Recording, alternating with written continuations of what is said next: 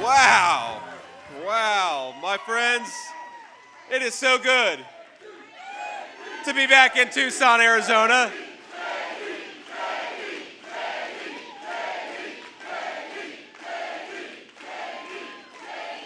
It is so good to be back in Tucson, Arizona.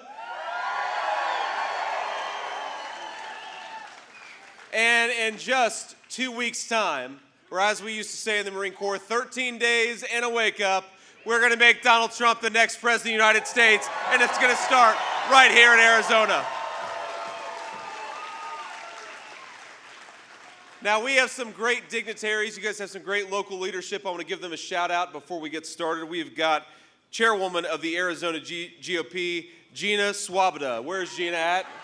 Hey, Gina, thank you. Gina and I get along very well, even though I pronounce Gina's name differently every single time that I see her. Gina, I'm so sorry. By the end of this election, we will figure it out, but only if we win Arizona by 5 points. So that's the challenge. I'm so thrilled to have President of the National Border Patrol Council, Paul Perez. Paul, where are you at? There we go.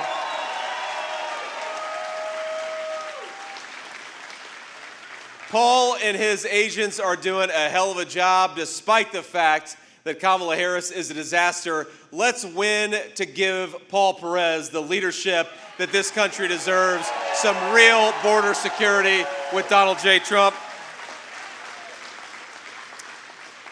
And we've got Vice President of the National Border Patrol Council, Art Del Cueto. Art, thank you so much, man. It's good to see you. Think about it. These guys are doing such a good job keeping us safe. They're doing such a good job despite the fact that the Vice President of the United States is their border czar and is committed to open borders. Don't we need to give these people a president who fights for them instead of fighting against them? And that's what Donald Trump is going to do. Now, let's talk just a little bit about Kamala Harris, shall we? Now, I've got the easiest job in American politics, if you think about it. Because Jesus is Lord. Thank you, ma'am.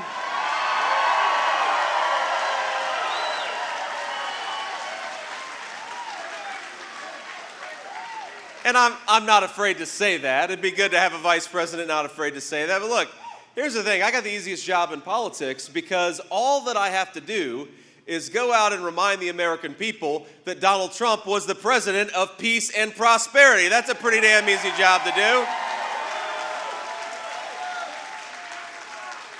We just got to talk about the fact that when Donald Trump was president, take-home pay was rising faster than it had in a generation. When Donald Trump was president, inflation was a low 1.5%. And when Donald Trump was president, the border was secure. That's a hell of a record to run on, and that's the Donald Trump record. Now, I honestly feel bad. I'm probably the only person in the room that feels bad for Governor Tim Walz. And I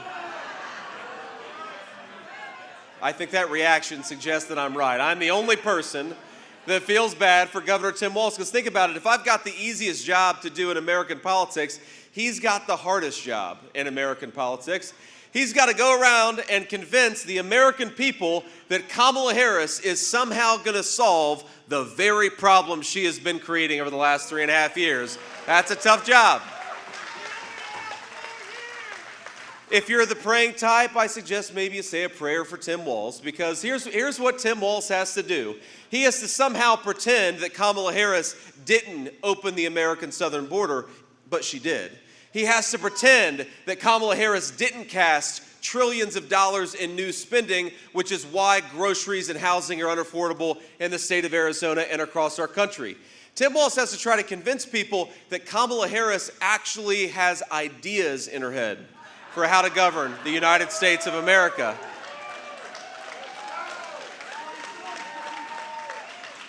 And I think all of us with common sense, when we see Kamala Harris say things like on day one, she's going to tackle the affordability crisis affecting American families. A lot of us are saying, Kamala, Day one was 1,400 days ago. What the hell have you been doing the whole time? Go do your job. Stop talking about how you're going to do your job.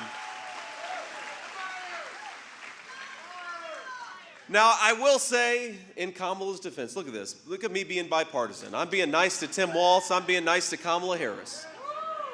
In Kamala's defense, I think that every time she does an interview, we gain about 100,000 votes. So Kamala, keep on doing those interviews, whether they're softballs or not. And I don't know if you've seen some of the softball interviews that she does, but the problem, I know we have some baseball fans in the room, right? We got some baseball fans. The problem with a softball interview is that you still got to be able to hit a softball. And I don't know if Kamala Harris could hit a T-ball based on what we've seen over the last couple of weeks.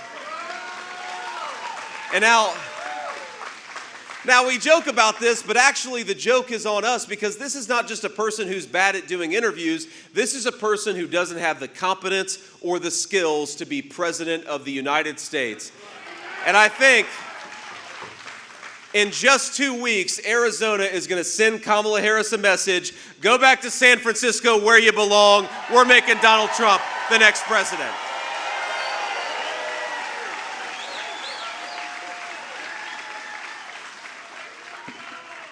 Now let's just talk about the economy for a little bit, and then I want to talk about the open border of Kamala Harris. Because of course in Tucson, we've got some of the biggest problems with the open border that we've had anywhere in our country. But think about how bad the inflation and affordability crisis has gotten under Kamala Harris's leadership.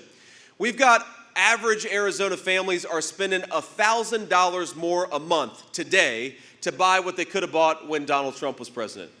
We've got Arizona families that are paying 55% more for housing and rent today than they were when Donald Trump was president. And we got a lot of Arizona families that are paying 25% higher prices for groceries than when Donald Trump was president. Now, this is because we departed from some very common sense economic principles, and I think it's important to compare the record and the plans of Donald Trump against Kamala Harris. Now, the biggest reason that we've got runaway affordability problems is because Kamala Harris has waged war on American energy.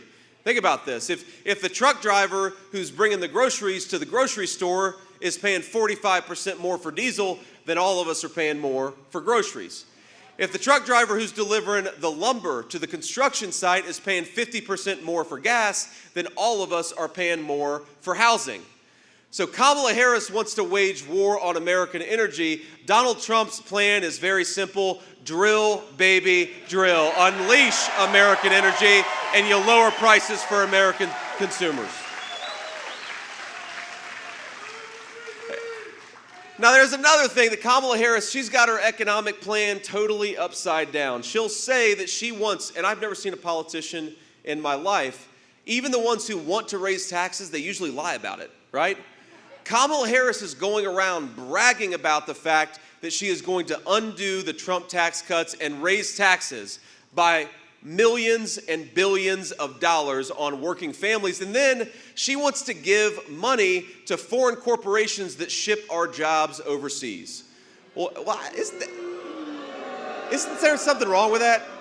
Here's the Donald Trump approach. We're going to lower taxes for working Americans, and we're going to penalize the companies that are shipping jobs overseas, not reward them.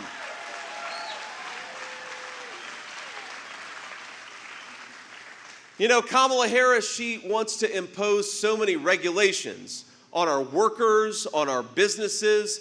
There have been hundreds of billions of dollars of additional regulations that have nothing to do with clean water or clean air. Donald Trump and I, we believe in clean air and clean water. We also believe that we can have a growing economy while protecting our workers and protecting the jobs that they do. That's a big difference.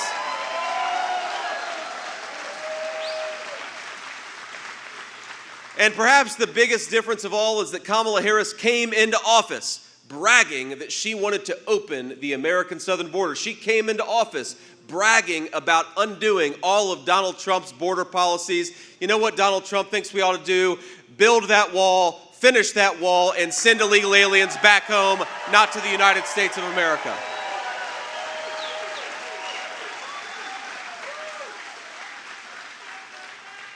Now, there is this crazy thing that Kamala Harris keeps saying.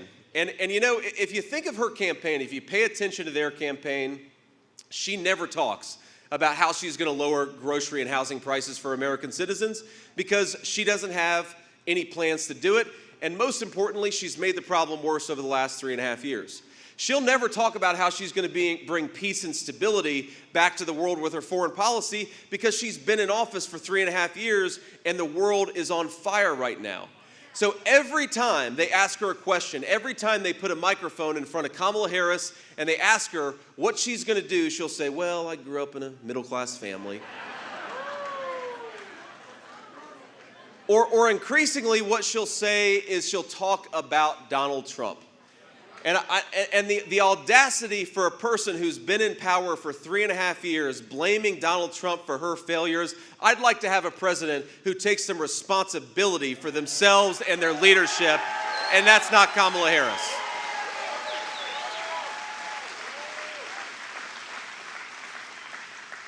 So I want to talk about something that hasn't gotten much news coverage, and it's connected to this border issue. And I want to name this family and this young man by name because though you may not know about it, because again, the news media hasn't really covered it, just a few days ago, there was a United States Marine veteran who was killed by the Mexican drug cartels. I'm dead serious. I want to tell you a little bit about this man because I just met his family. I just met his brother-in-law and his father, and of course they're heartbroken, but they mustered the courage to tell me a little bit about their son who lost his life, and I want to tell you a little bit about him. First of all, you know, I'm biased because I was in the Marines, but this is a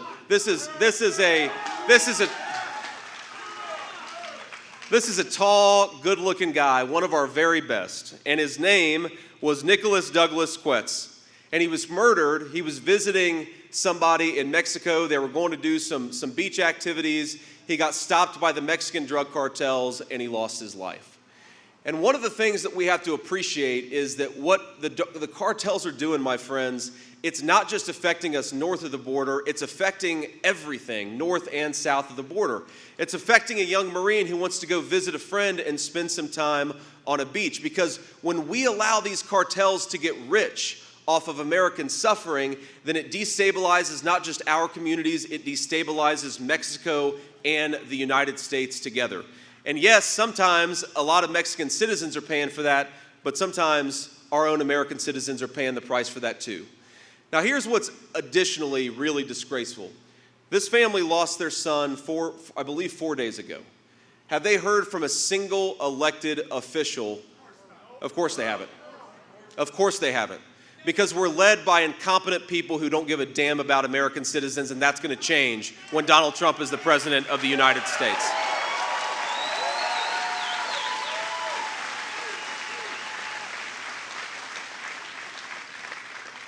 You know what else they told me is that they believe, and apparently American authorities believe, that they actually have the name of the person who killed this handsome young Marine. And you know what should be happening is that a U.S. attorney ought to be filing charges against that scumbag and bringing him to the United States to face the full force of American law.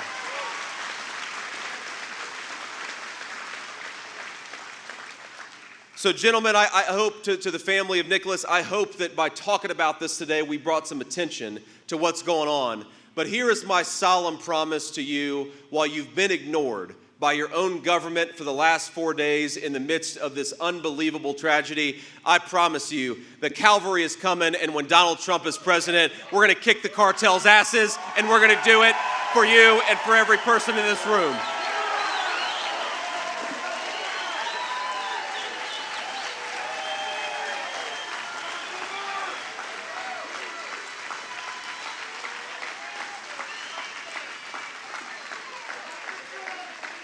Because, you know, I appreciate that the show is support, and I just cannot believe that we've gotten to a point where, thanks to Kamala Harris's policies, we've turned Mexico into a narco state on our southern border. The cartels, in some ways, are more powerful than the local Mexican authorities, and that is injuring, it's killing, and it's making our citizens less safe.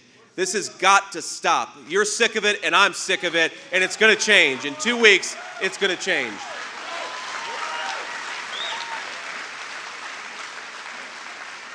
And I just, to the American voters, especially those that are watching at home, think about what Kamala Harris actually thinks about us. If she's talking not about young Marines losing their lives, if she's talking not about how to reimpose border security, she's not talking about how to make groceries more affordable, she's talking about Donald Trump, and she's going around and campaigning with washed-up politicians like Liz Cheney.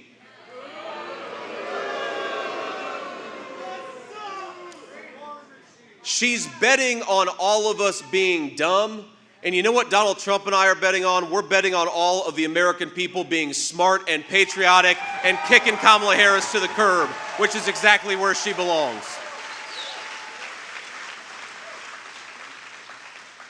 Now, I just say this, but, I watched this event with Kamala Harris. Remember a couple months ago, the media was all focused on how Kamala Harris, she was the candidate of joy. The candidate of joy. Well, we've got all the joy in this room right now in the Trump events. We're having a good time, and we're going to have a better time on November 5th. But they did this event with Kamala Harris, and she's basically whining at the people at it wasn't a rally. I don't think they had that many people there, frankly. But she's whining at people for thinking that Donald Trump is funny.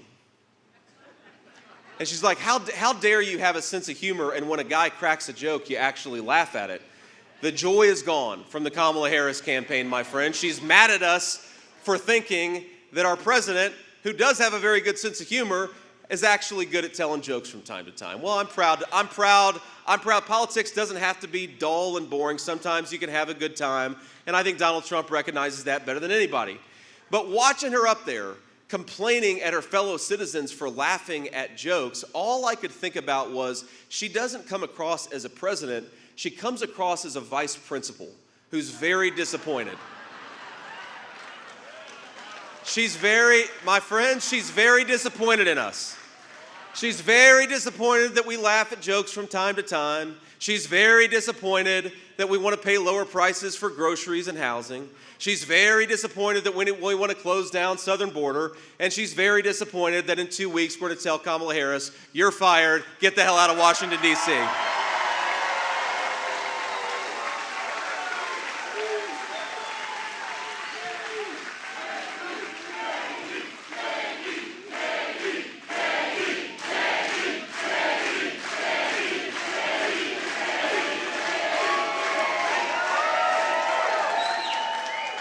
All right, okay.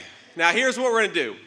I'm gonna make one more point, and then I'm gonna take some questions from the reporters, and then we'll have to wrap up and hit the road. I think we're headed to Nevada today, and then we'll do some events there, and then we'll head back to the East Coast, where we'll be campaigning in Georgia, North Carolina, and then in the Midwest. So we're getting around, ladies and gentlemen. We're having a good time doing it.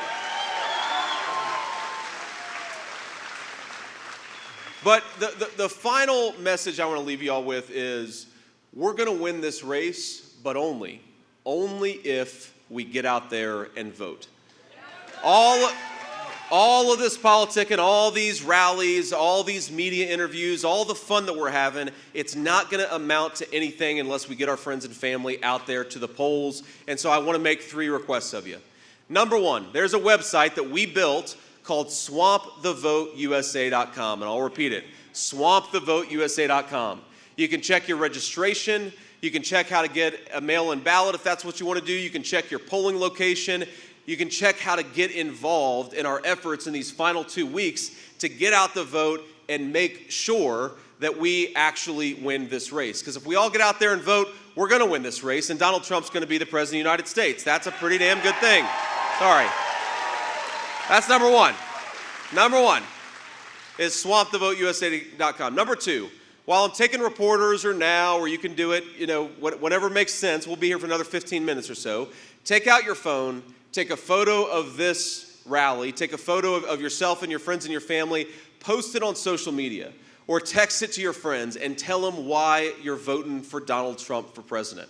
We're never going to have Kamala Harris and her corporate media allies tell the truth about this campaign or about this movement, but you know who can tell the truth? every single person in this room, and if we tell the truth, we win. That's the second request I want to make of you.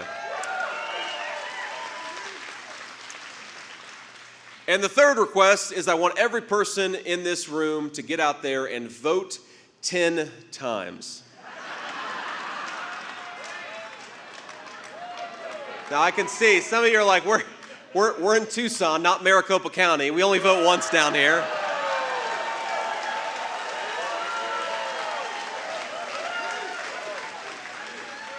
But we're going to vote in Maricopa County and here in Tucson. We're going to vote 10 times the legal way. And that means taking yourself to the polls and get 9 of your friends and family. Get them to the polls, make sure they vote the right way, and that's how we take this country back. So, with that, I will say thank you, Arizona. Thank you for all your hard work. Let's get across the finish line and make Donald Trump the next president and take this country back. God love you. Thank you so much. We'll take some questions from reporters, but I'm so thrilled to be here.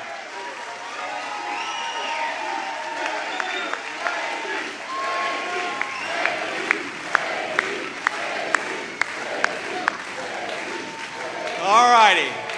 Okay. Thank you all. Thank you all. Let's start with the local reporters. We'll get to the national folks if we got a little time. Semper Fi. God bless you, sir.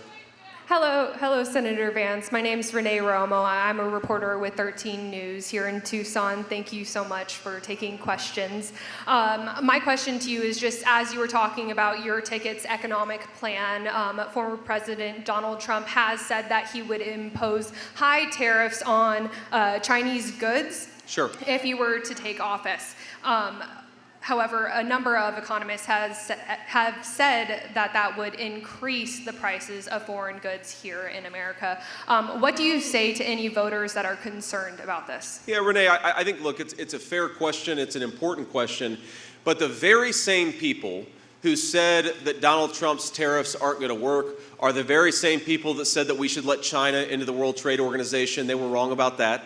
They're the very same people that said it would lead to more American prosperity if we shipped all of our industries and manufacturing base to China, and they were wrong about that. And they're the same people that have led to the evisceration of the American middle class, and they were wrong about that. Donald Trump and I are going to rebuild the American middle class, and we're going to do it by fighting back against the Communist Chinese Party. Now here's what's so important about this, Renee, is look, think about this. If you take 2 factories and 2 sets of workers, in America, we want those factory workers to have good middle-class jobs. We want them to be able to support a family and buy a home with those good middle-class jobs. In China, they're willing to pay their people, sometimes literal slaves, $3 a day. And you ask yourself, well, if they're going to make it for $3 a day and we want to pay our people good middle-class wages, how do we fight back against it? And the way that we fight back against it is to say, if you want to bring that slave labor made crap back into our country, you're going to pay a big fat tariff, and that's how we're going to protect American businesses and American workers. And the one final point, the reason I don't put too much stock, and by the way, there are plenty of experts that think that Donald Trump's economic plan is the way to recreate prosperity in this country. I think Donald Trump is going to unleash a golden age of opportunity and the American dream in this country. We got to get there first, of course.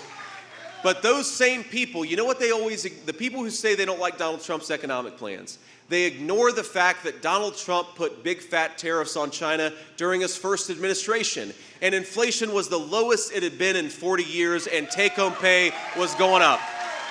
So my response to people who criticize Donald Trump's economic plans is the proof is in the pudding. Are you better off than you were 4 years ago? Because I think for most Arizonans, they're saying no. So let's change directions. Let's go back to the policies that worked. Let's go back to Donald J. Trump's presidency. Thank you, ma'am.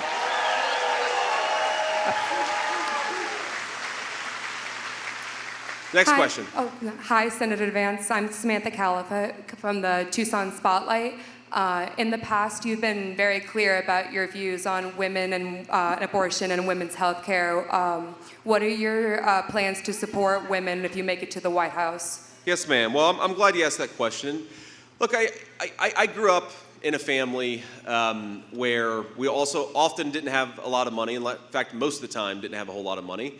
And I grew up in a neighborhood, frankly, where I saw a lot of young women who chose to terminate a pregnancy because they felt like they didn't have any options. And what Donald Trump and I believe is that we want as many American families to have as many children as they want to, and the best way to do that is to give young women more options. Don't make them feel like there's only one choice out there. Let's promote a true pro-family country. Let's make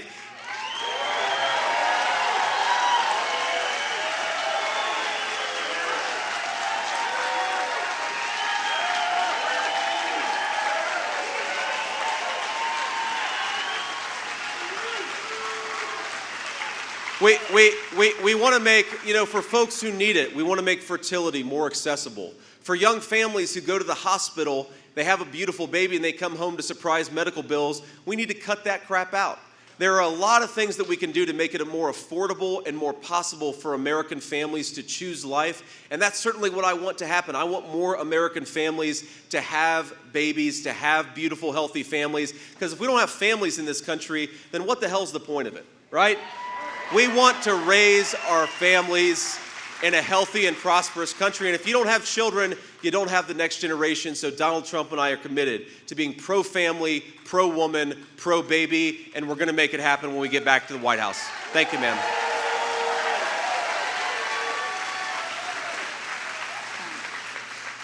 Hi, Senator. My name is Natalie Robbins from the Tucson Sentinel.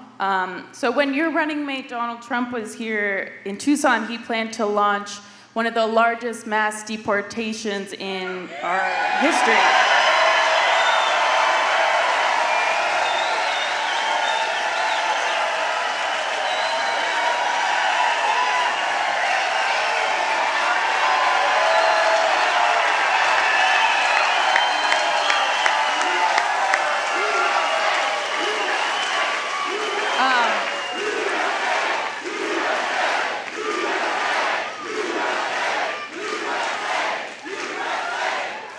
Senator, I'm curious if your campaign... Note to self, I'd like to have a drink of whatever you all had before you came to this rally, because we're having a good time. Ask your question, ma'am, sorry.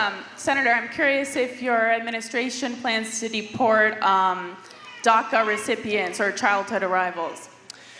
Look, ma'am, I think that what we've said and what President Trump has said is that when you've got 25 million illegal aliens in this country, you've got to deport a lot of people or you don't have a border anymore. It's just that simple.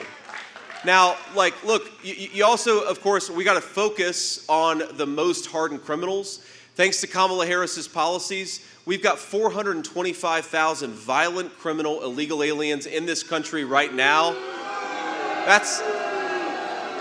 We mentioned the U.S. Marines. That's more than double the size of the United States Marine Corps. We got to get those people out of our country, and we've got to do it as quickly as humanly possible. But look, we also have to deport people, not just the bad people who came into our country, but people who violated the law coming into this country. We've got to be willing to deport them. And I think, by the way, of course, you can be humane about this, you can be compassionate about this, but I completely reject the argument that Kamala Harris's open border, which has led to 320,000 missing children, that has led to 11 and 12-year-old girls being sex trafficked by Mexican drug cartels. That is not compassionate. Having a border is compassionate for American citizens and for everybody else too.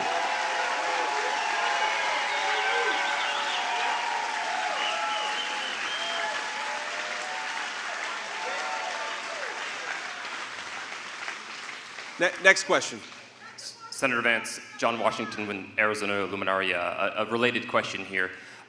So would you consider also re-implementing the family separation crisis? When you talk about closing down borders, would that also include potentially ending the refugee program?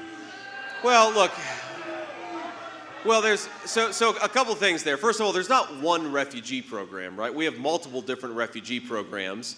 And the problem is that Kamala Harris has granted mass asylum and mass parole. That was never what these programs were meant for. Now, we're not talking about a guy who, worked with American troops and is a good person, has been properly vetted, and you handle those cases on a case-by-case basis. We're talking about Kamala Harris giving legal status to millions of people. That's illegal. It's also disgraceful, and is one of the reasons why we have probably thousands of terrorists in this country right now, is because she's not doing her job. Now, the second question here is, I find that even the premise of the question a little unusual, because you talk about, are you going to re-implement child separation? Well, the Department of Homeland Security has said they've effectively lost 320,000 children. Now, some of them hopefully are at home with their families, but we know that a lot of them have been sex trafficked, a lot of them have been used by drug mules. The true family separation policy is Kamala Harris's open border, and Donald Trump is going to change that.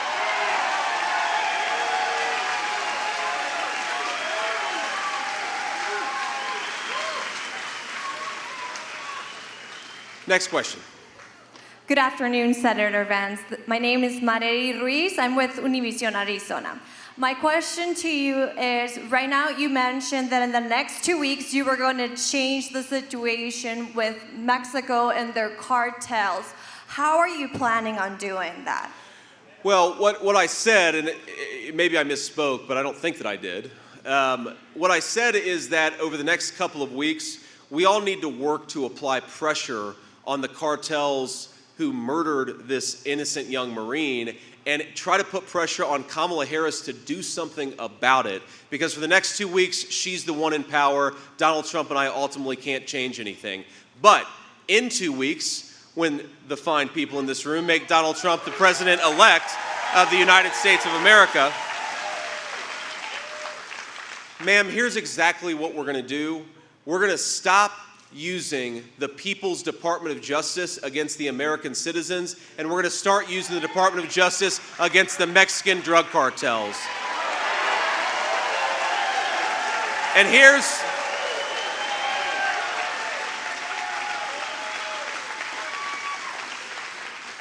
the other thing. I think we've got hundreds of thousands of very fine Marines, soldiers, sailors, and airmen who are pretty pissed off at the Mexican drug cartels. I think we'll send them to do battle with the Mexican drug cartels too.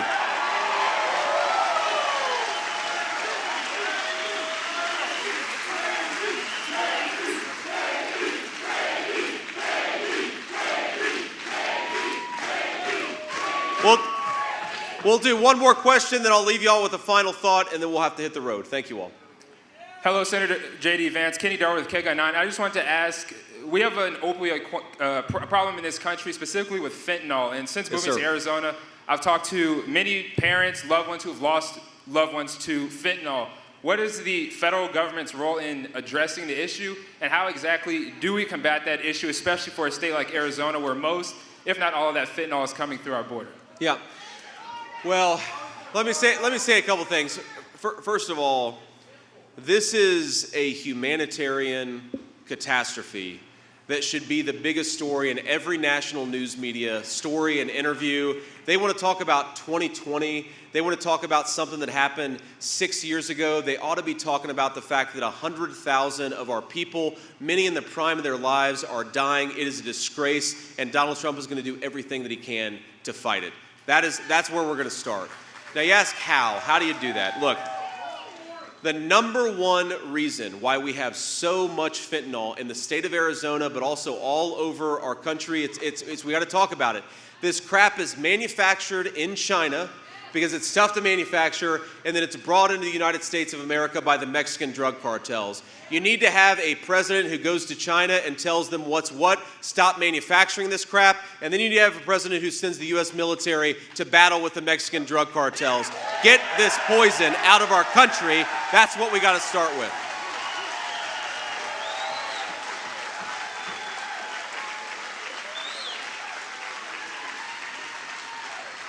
Now here's the second thing, and I know this very personally. Back home in Ohio, I know a lot of folks, especially a lot of folks engaged in Christian ministry, who are trying to help people in recovery take that first step out of addiction. Whether that's a detox facility where they get clean for 48 hours and they can go into bigger treatment, or whether that's setting up, Christian-based, religious-based ministries to deal with people and to help people who are dealing with addiction, we need to make it easier for folks in their communities to provide treatment to the people who need it. And unfortunately, right now, we've got a federal government that's making it harder on Christian ministry. We need to make it easier on everybody. Whether you're a Christian or not, if you want to help people, Donald Trump is going to be your friend in the Oval Office.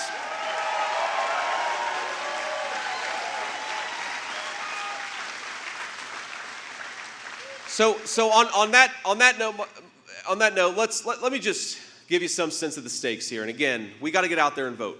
That's the most important thing. We've got to get out there and vote, and we've got every opportunity to do it.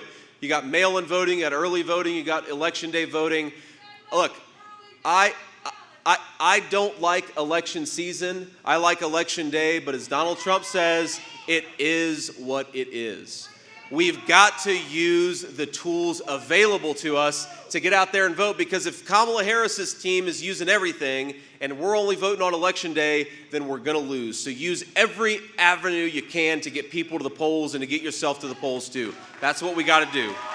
But I'd ask you to just think a little bit about the stakes here, because look, I want to win this election as much as anybody in this room, and we are going to win this election. And it is going to be very fun. I will tell you, it's going to be very fun on November the 5th to beat Kamala Harris and the Democrats. It will be.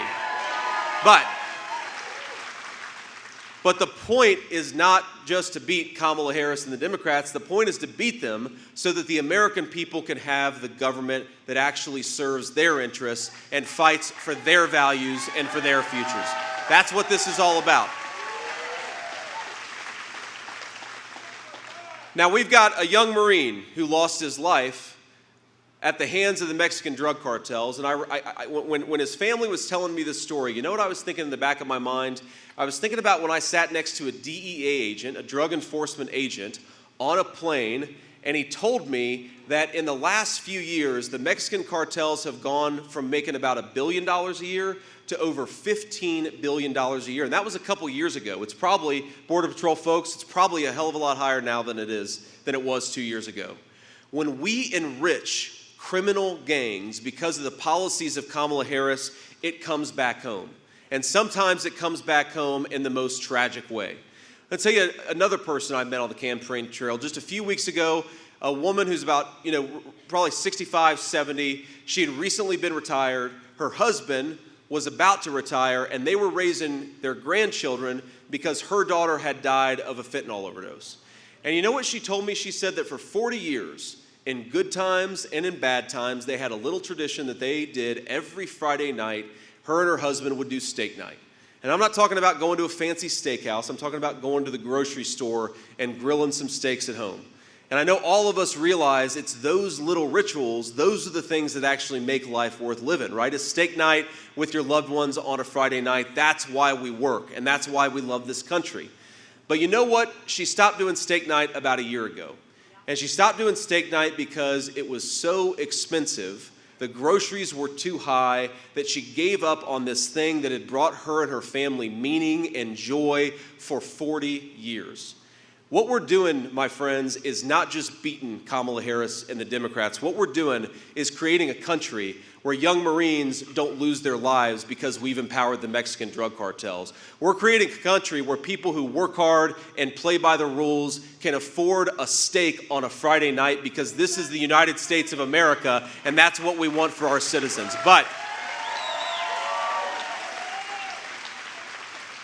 as we're out there working, and as we're out there getting people to the polls, and as we're out there finding ways to make sure that as many people vote for Donald Trump as possible, I just want you to remember that the American people, the people I just talked about who are suffering under Kamala Harris's leadership, they are going to thrive and prosper, but only if they have a leader who is fit to serve and fit to lead this great nation. Let's go give it to them. God bless you, Arizona. Thank you so much for having me.